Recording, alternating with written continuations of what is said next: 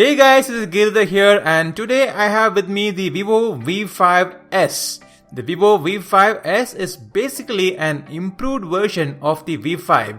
On the spec sheet, the only difference you would find between the V5 and the V5s is the 64GB internal storage, and obviously the V5s looks a lot like the V5 Plus. So in this video, let's have a look at the Vivo V5s in detail and see if this mobile is worth to buy.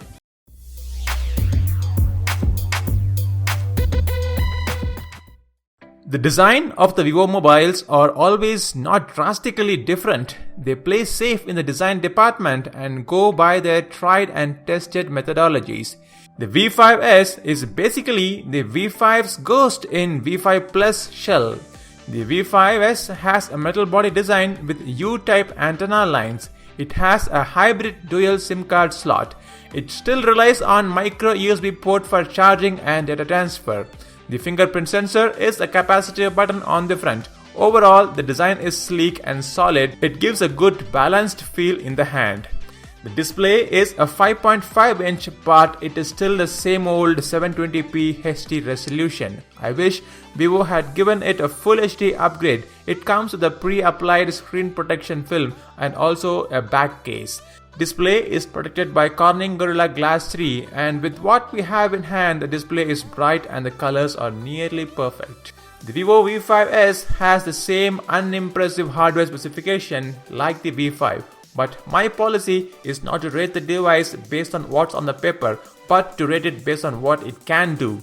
The MediaTek MT6750 processor with 4GB of RAM and 64GB of internal storage gives you a pleasing performance. The 64GB is the only difference in hardware spec sheet compared to the V5.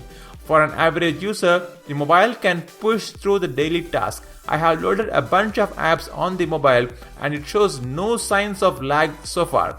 The UI is fast and smooth.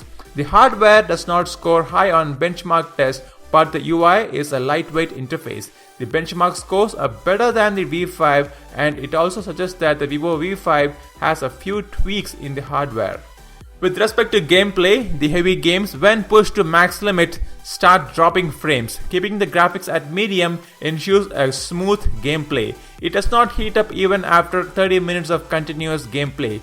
Considering that this is a mid-range mobile, the performance is satisfying. The fingerprint sensor on the front resembles the Samsung Home key, but it is not a mechanical key. It is just a capacitive button, but it is fast and accurate. The camera hardware has also not changed from the V5. It has the same 20 megapixel front camera with LED flash and 13 megapixel rear camera with LED flash. But the software has been improved. The selfies from the V5s look sharper and clearer with better exposure compensation. Under low light, the moonlight selfie flashlight makes a bit of a difference. On the rear camera, the colors are accurate and the exposure is perfect.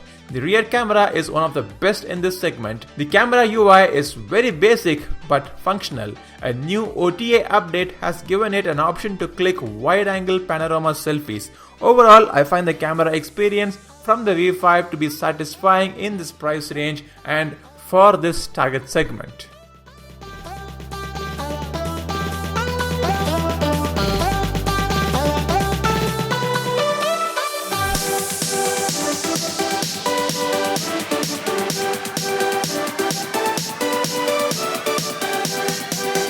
The V5s still runs on Android 6.0 with proprietary shell FunTouch OS. I am not impressed about the visual design and text alignment of the FunTouch OS. It has a host of gesture control features. It supports one-hand operation, dual screen, scrolling screenshot, screen recording, and much more special features that add to the user experience.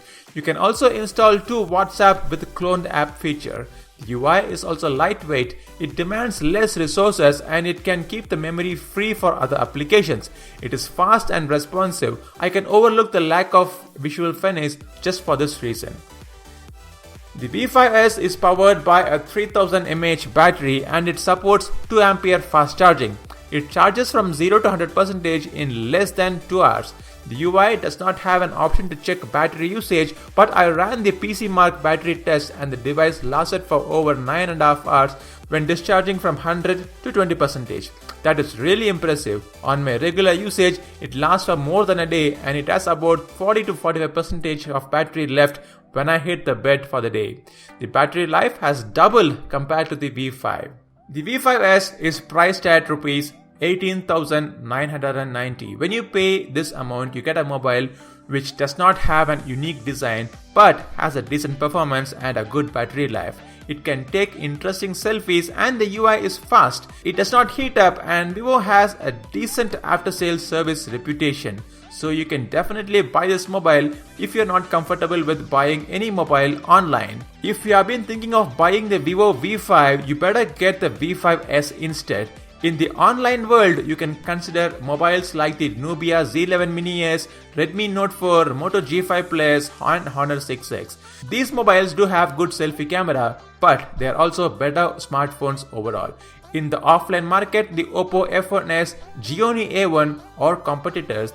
Just considering the offline market, I would personally prefer the Xiaomi A1 over these mobiles. Overall, the V5s is a decent mobile which scores decently across all segments. So that's it guys, hope you like this video. Do hit the subscribe button if you like to watch more of my videos and I'll catch up with you on the next video. Until then, this is Giridhar signing off. Goodbye.